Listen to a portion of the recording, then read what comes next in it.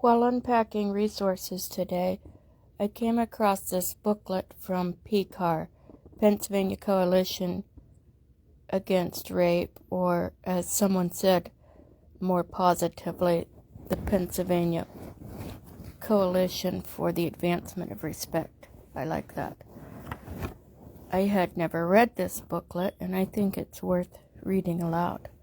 A guide for friends and family, those survivors of sexual abuse, harassment, and assault.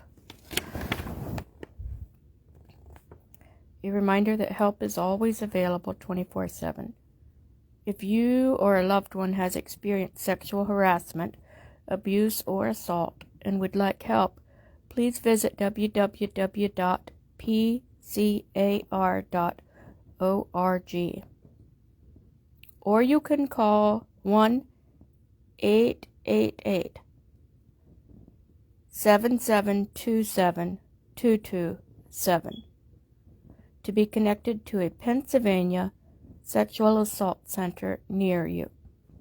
For help outside of Pennsylvania, call the Rape, Abuse, and Incest National Network. That's called RAINN. RAINN. All capital. The phone number is 1-800-656-4673 from anywhere in the United States. Table of Contents. Understanding Sexual Harassment, Abuse, and Assault, beginning on page 3. How you can help when someone discloses abuse to you, page 7. Concerns and your options. Responding to child sexual abuse. Effects of sexual harassment, abuse, and assault on a person. How common is sexual harassment, abuse, or assault? Questions and answers. What you can do to prevent sexual harassment, abuse, and assault.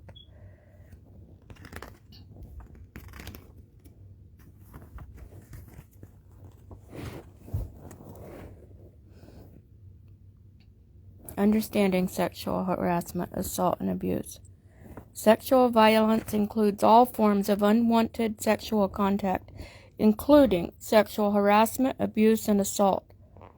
It can be perpetrated through words or actions. Sexual violence can be committed without the knowledge of the person who was harmed, such as when they're too young to know, or when someone stays asleep throughout unwanted touching or looking.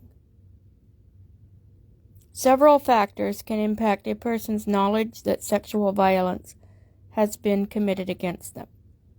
That's things such as age, their intellectual disabilities, any mental illnesses, or an incapacitation brought on by drugs or alcohol.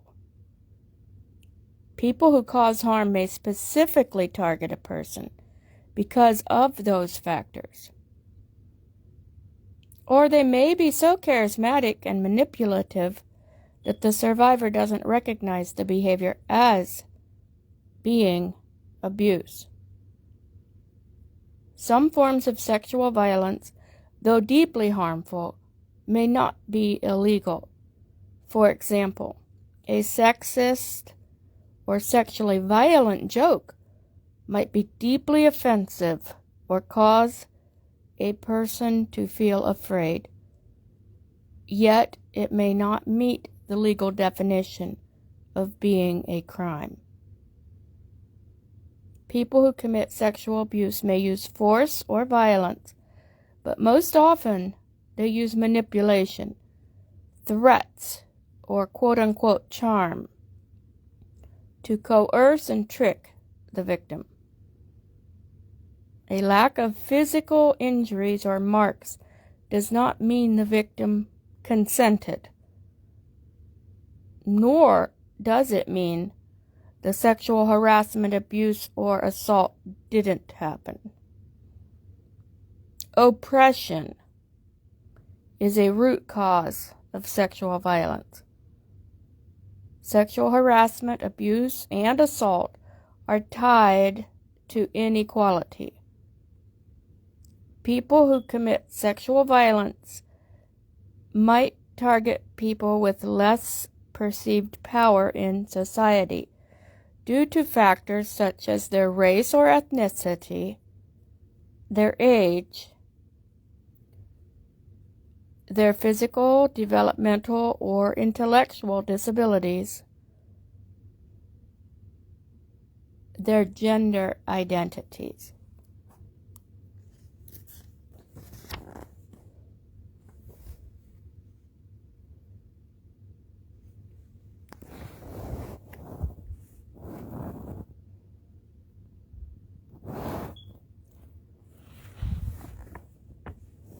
Immigration statuses can cause some to think less of others. Income levels, political affiliations, and sometimes religious or spiritual beliefs. Sexual harassment, abuse, and assault can take many forms. They include, but are not limited to, child sexual abuse, commercial sexual exploitation or sex trafficking, exposure and voyeurism, forced participation in the creation or viewing of pornography, incest, rape and sexual assault, sexual touching without consent, ritual abuses, sexual harassment, sexual or gender-based bullying, including cyberbullying.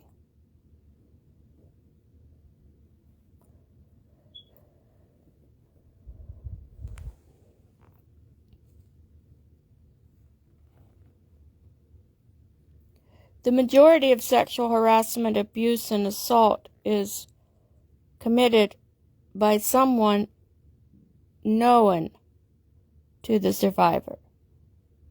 This might be parents, partners,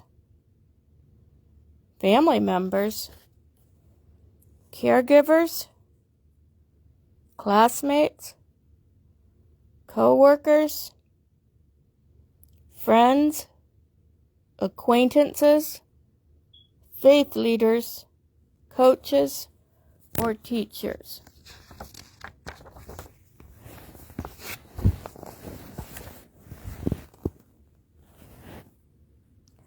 Sexual violence can occur in any setting, including places where people ought to feel safe, such as their own home, a faith-based institution like a church, or a school, or a hospital.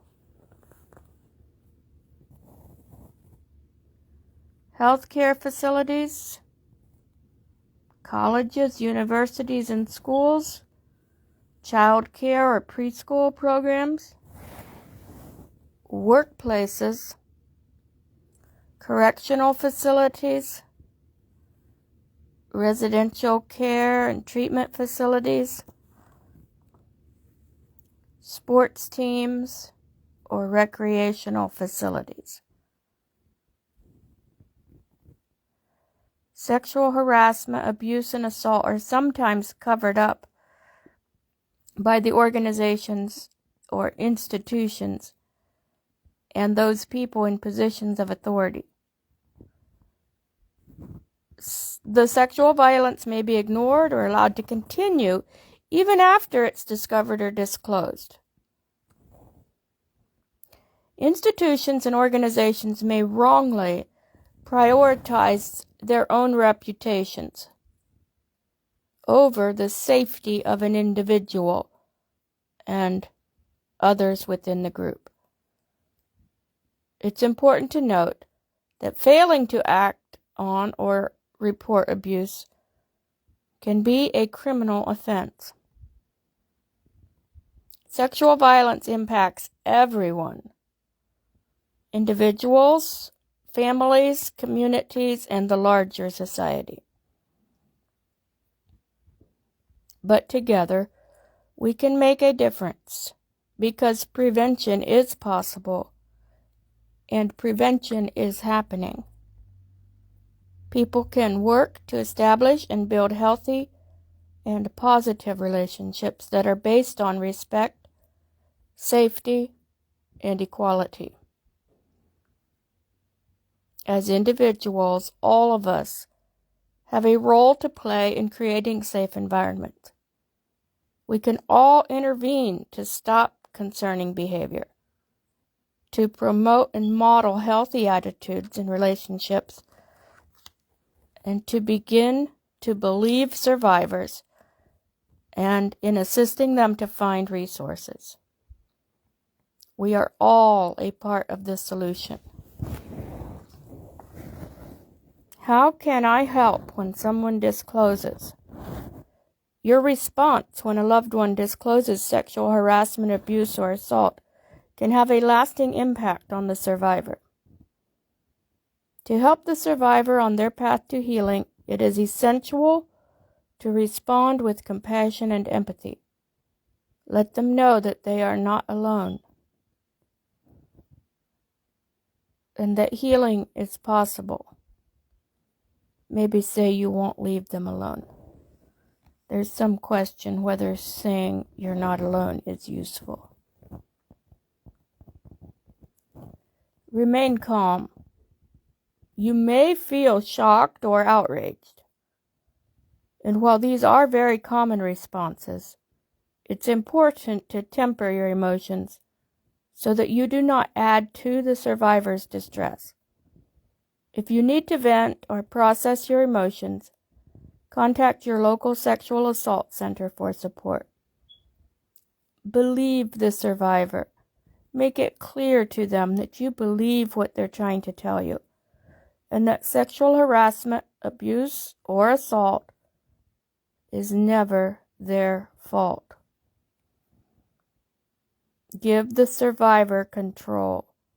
During the sexual violence, their choices were taken away from the survivor.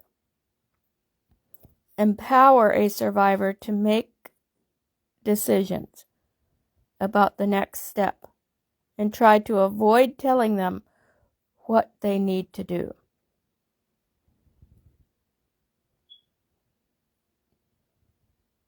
Be available to the survivor to express a wide range of feelings. Some survivors may feel numb or may not want to talk about their experience. Remember that these feelings are about what happened in the person who committed the abuse, and try not to take their feelings personally.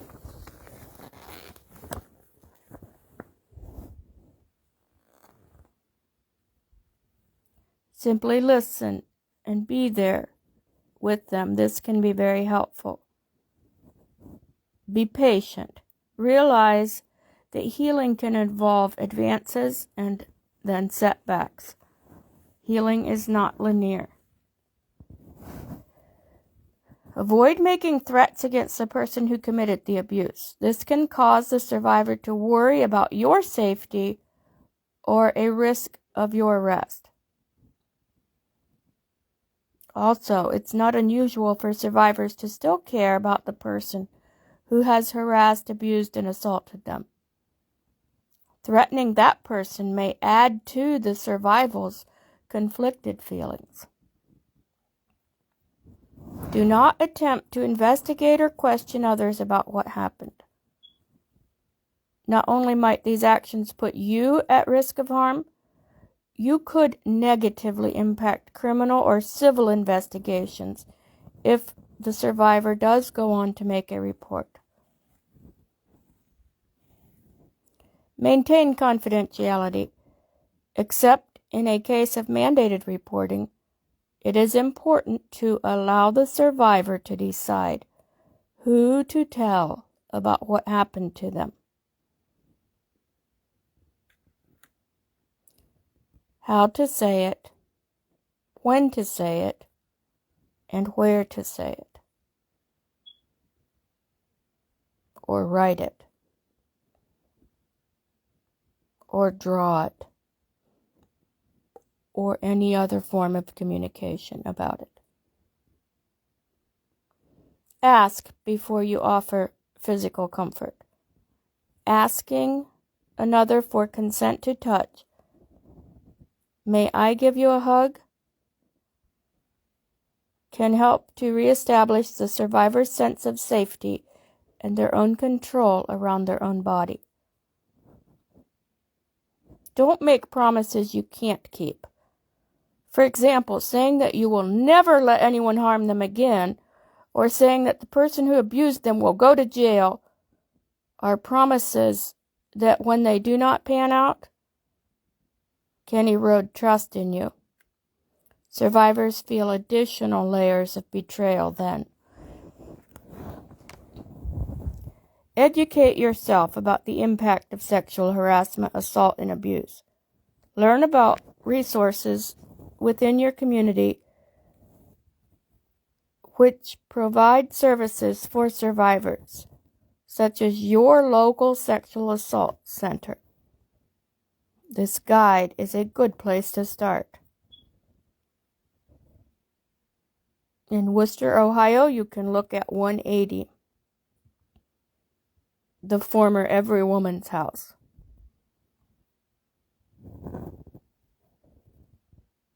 Domestic violence support and shelter.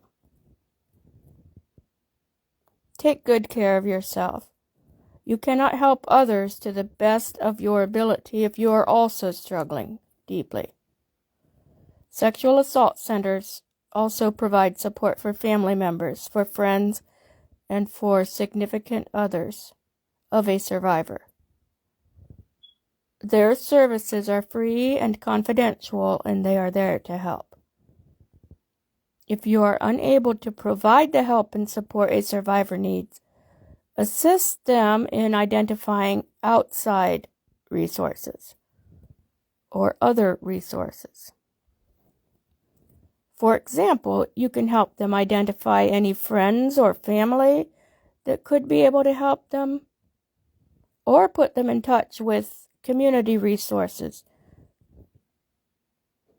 that might assist.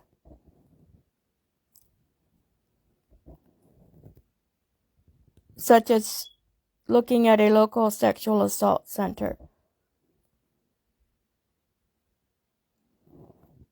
Gray box information. Mandated reporters of child abuse. Mandated reporters are teachers, child care workers, medical professionals, police officers, coaches, and anyone else who works with children.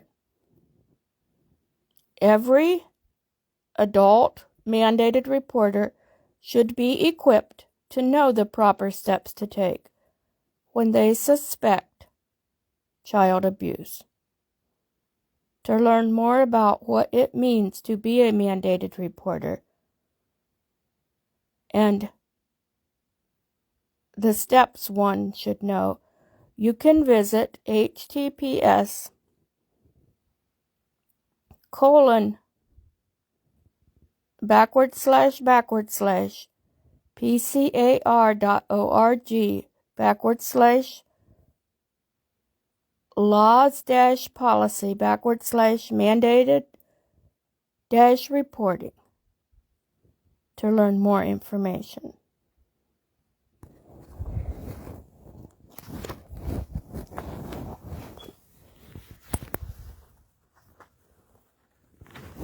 The time following a sexual assault, harassment, or abuse instance can be confusing and frightening. Let a survivor know that help is available.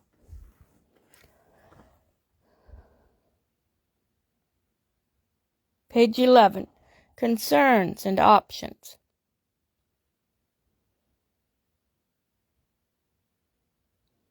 If you know someone who has experienced sexual violence, without overwhelming them, you might want to help them consider some of the following issues.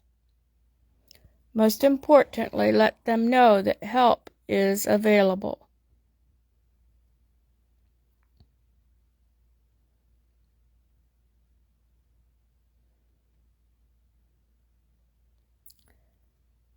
National Sexual Assault Hotline with Chat option. Go online .rainn.org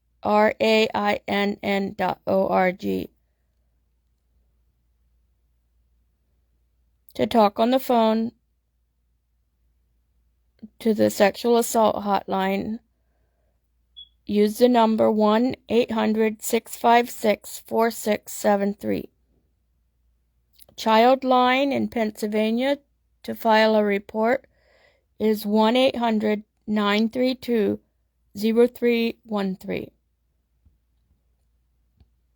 Consider safety. To the best of your ability, make sure the person is in a safe place. Be there for them emotionally and encourage them to reach out for additional support.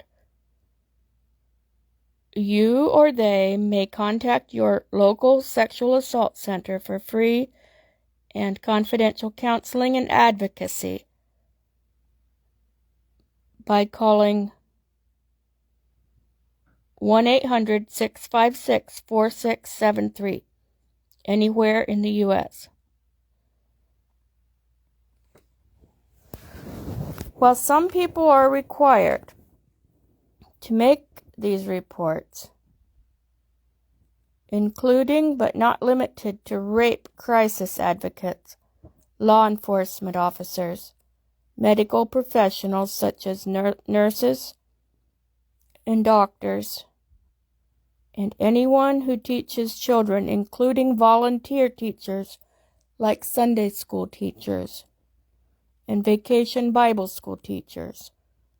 Anyone can make a report if they notice or suspect child abuse could be at play, an issue.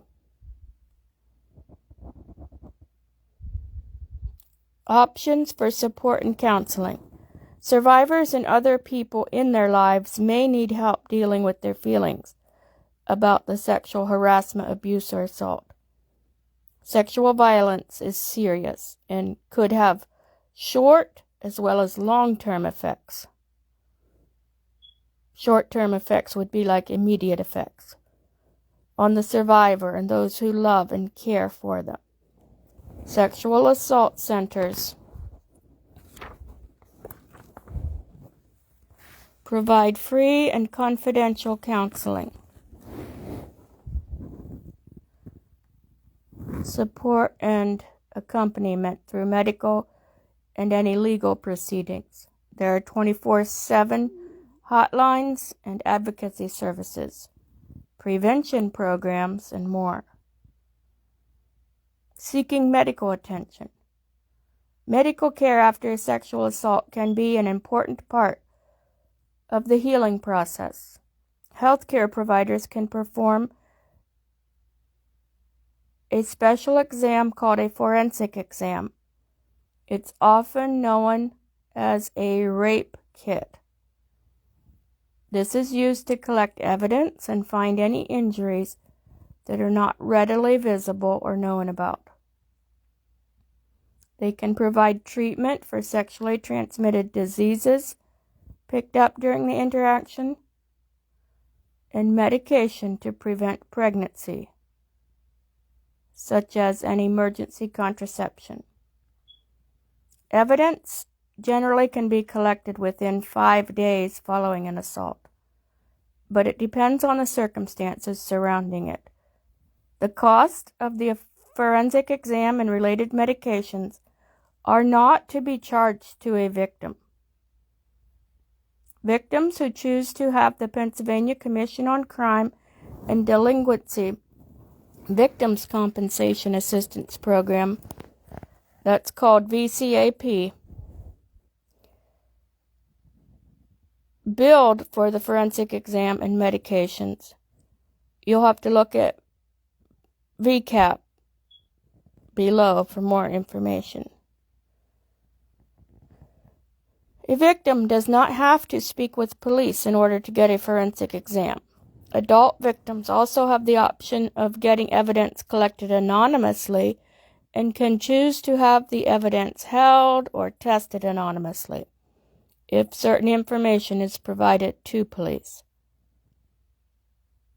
Evidence collected anonymously is held for the duration of the statute of limitations on the event.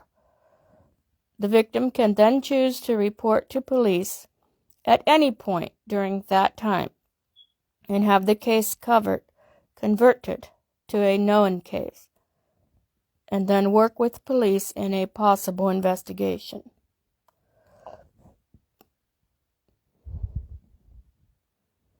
If a victim does not wish to go to a hospital to get a forensic exam, they can seek treatment in a clinic or their healthcare provider for STDs and pregnancy testing. Emergency contraception is also available over the counter in a number of brands, including the brand name Plan B and Next Step. You can look under ecprinceton.edu for more information. I'm going to skip the VCAP information since it's about Pennsylvania.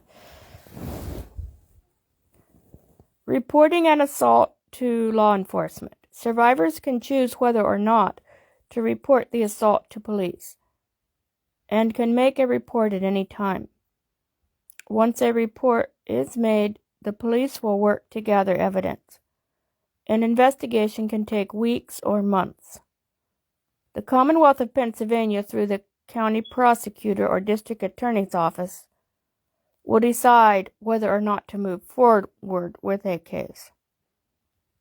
During the decision-making process, the prosecutor is evaluating the following things: what crime has occurred, the statute of limitations for crimes such as this, the amount of evidence they do have, which charges can be filed, and whether or not they believe the crime can be proven in court. If charges are filed and an arrest is made, the process will continue through court proceedings. Reporting the assault to authorities at either school or work. If the sexual harassment, abuse, or assault happened in school or a work setting, the survivor may have additional options. For example, Title IX of the Civil Rights Act protects students from sexual violence, which impacts a survivor's ability to receive an education. Similarly, Title VII prohibits discrimination within the workplace that may include instances of sexual harassment, abuse, or assault. These types of reports are separate from reports that are made to police and may offer different forms of relief for survivors. While schools and workplaces are legally obligated to investigate incidences of sexual harassment, abuse, or assault within their settings, survivors can choose whether or not to participate in these processes. You can learn more about the latest Title IX guidance by looking up www.pcar.org/Title IX.